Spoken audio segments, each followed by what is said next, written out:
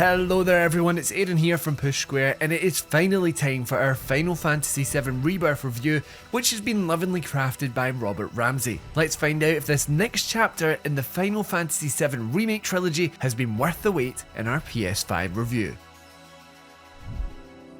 Final Fantasy VII Rebirth feels like a natural progression. Free from the steel skies of Midgar and its corridor-style design, this direct sequel to 2020's Final Fantasy VII Remake fully embraces that sense of adventure found in the original Final Fantasy VII, as Cloud Strife and his ragtag group took their first steps out onto the sprawling world map. Rebirth goes big in terms of scope and scale, but it doesn't always stick the landing. Now, we want to start by saying Rebirth isn't fully open world, but it is split into a series of vast environments, each with their own distinctive geography. You'll spend a healthy chunk of your playthrough sprinting and riding chocobos across the wilderness, but it's rarely in search of the next story beat. That's because Rebirth has an excessive amount of open world fluff, the kind of checklist activities that you'd expect to find in the most cliche of Ubisoft games. Climbing copy and paste radio towers isn't something that we ever would have expected to do in a remake of eternal PS1 classic Final Fantasy VII, but here we are. It's difficult to justify such blatant bloat, but it's important to stress that the map's many markers are optional and not all of the busy work is so brain dead. There are, for example, cool fights to be had with unique enemy types and region-based bosses. At the very least, you've got an excuse to go out there and explore what is an iconic RPG setting. Fortunately, Rebirth is a much better game when it's just being Final Fantasy VII. For the most part, it sticks to the original narrative structure as the party sets off on the trail of big baddie Sephiroth. However, much like Remake, this sequel often greatly expands upon events, bringing additional context and allowing characters to better express themselves. Once again, the development team has done an admirable job of fleshing out the core cast, and that's important because the overarching plot barely pushes forward in this second installment. Of course, this was also the case in the original PS1 release,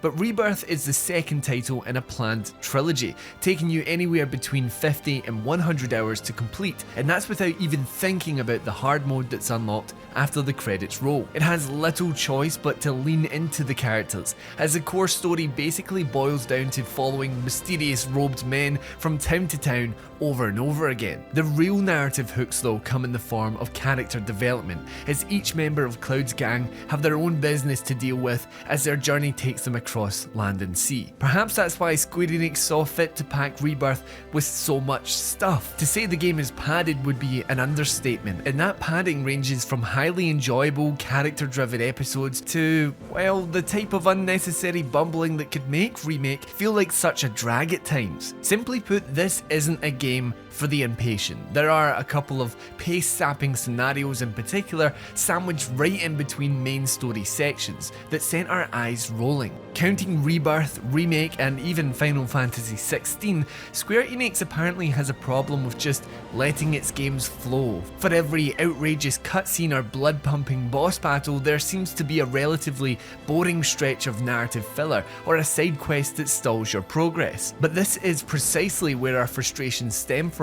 When Rebirth is firing on all cylinders, it is superb, just like Remake before it. There is a real joy to seeing towns like Kam or Gongaga, just the most basic of pre-rendered backdrops in the original release, now brought to life as fully realised 3D locations. Naturally, nostalgia plays a major role in all of this, but you can't possibly be disappointed with how well realised Rebirth's world feels. The sense of adventure that was so prevalent in the 1997 version is re-established here, and you get to enjoy it alongside beloved characters who are more textured than ever before. Rebirth retains its predecessor's strengths in its key storytelling sequences, its combat system, and its clear appreciation for the source material. It continues to be a wonderful reimagining. And if, like us, you can stomach most of the game's flaws, you'll often revel in the things that it gets absolutely right. That brings us neatly to the hybrid battle system, which again combines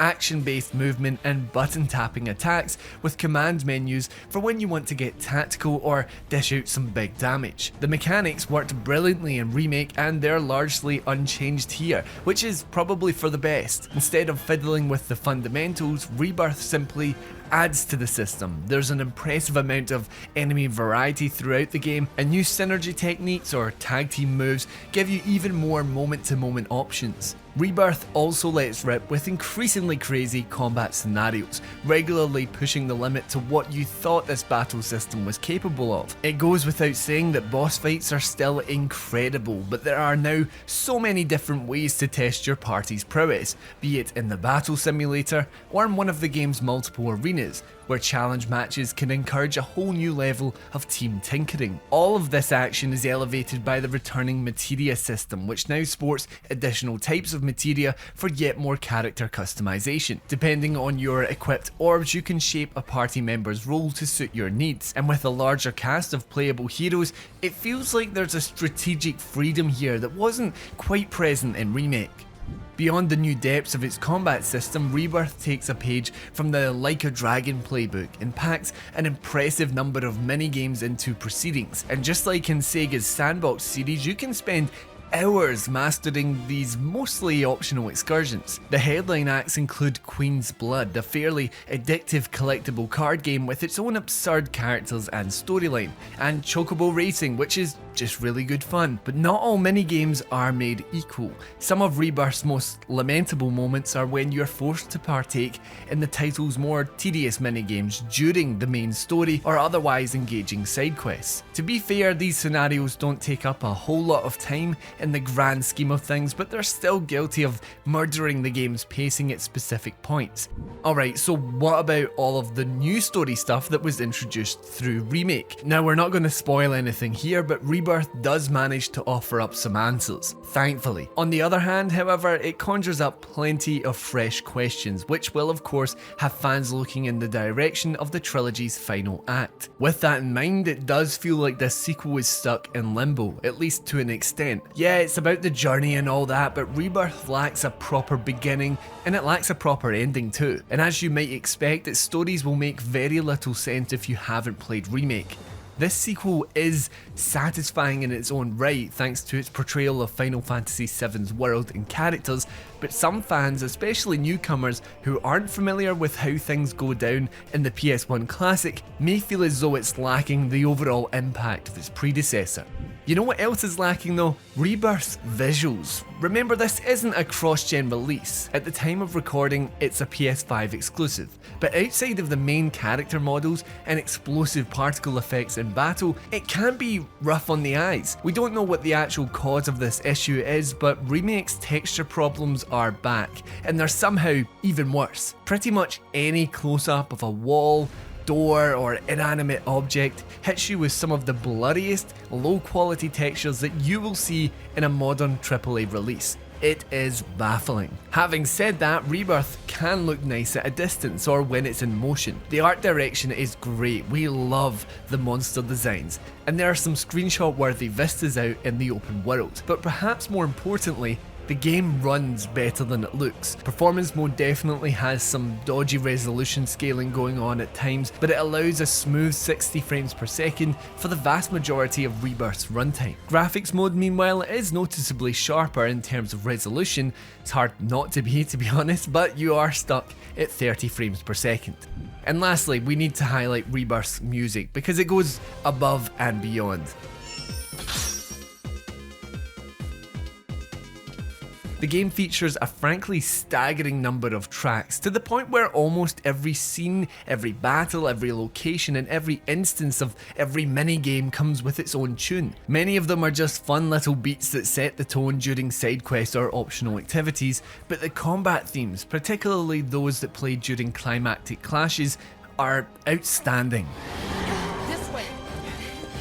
So if you can push through the tedium of its open world busywork and padded storytelling, there is a great sequel at the heart of Final Fantasy VII Rebirth. It retains all of Remake's most important strengths, but builds on an already brilliant combat system and excels at showcasing an iconic RPG setting. If you enjoyed Remake and you have fond memories of the PS1 original, then you'll likely love every minute of Rebirth's character-focused adventure. Thank you everyone for checking out our review of Final Fantasy VII Rebirth. Leave a comment down below letting me know whether you'll be picking this one up on day one. And while you're there, why not leave a like on the video? That really does help us out, and maybe even subscribe to the channel for more PlayStation video content. Anyway, thank you for watching as always, and until next time, I've been Aaron, and this has been Push Square.